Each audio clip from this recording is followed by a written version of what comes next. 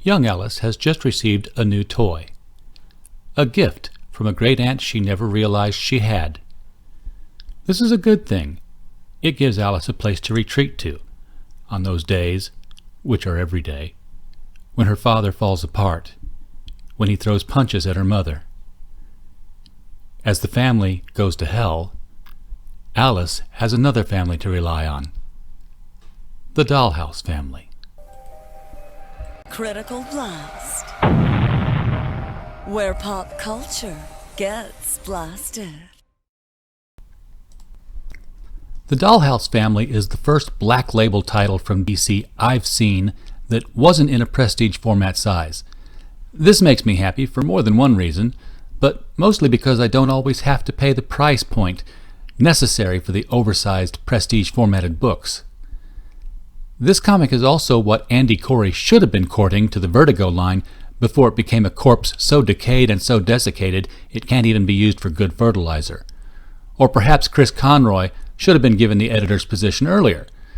But it's fruitless to become lachrymose over upturned dairy, so let's take a forward-looking approach, because the Dollhouse family is a positive step forward for DC mature horror. It's not a surprise the book is this good as Vertigo 1.0 titles were back in the day. The title is crafted and steered by M.R. Carey and Peter Gross, the same two talents who had such a successful run on this little thing called Lucifer. The Dollhouse family is a proper blend of fantasy and reality, drawing the reader in almost immediately and pulling them inexorably through the most amazing tale until the skull-busting finale. Young Alice receives an inheritance from her great aunt.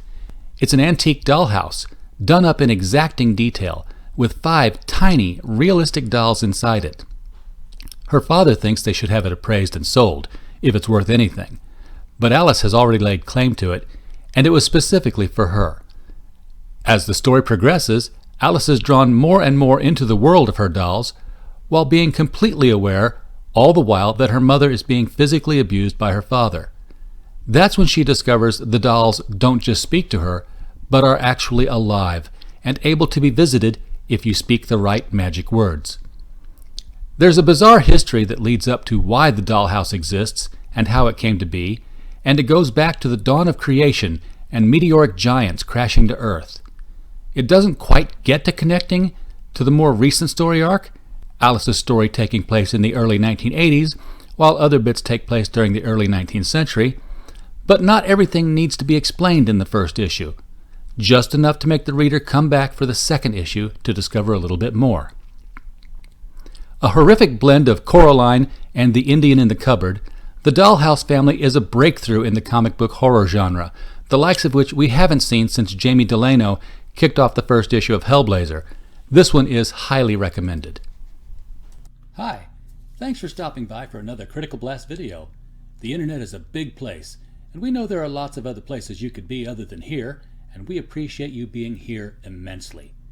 If you enjoyed this kind of content, we hope you'll return for more. If you click the subscribe button, you'll get a little notification of when we produce new video content. If you would like to help the channel out, there are many ways to do so. Just visiting our main hub, criticalblast.com, will do wonders. But if you're more of a show me the merchandise type of person, there are links in the description of this video to our t-shirt shop, as well as links to Amazon for the books we publish under the Critical Blast Publishing imprint, including the urban fantasy anthology Gods and Services and the YA superhero novel Bulletproof by Stephen J. Mitchell. Thanks again for visiting this video. We hope you had a blast.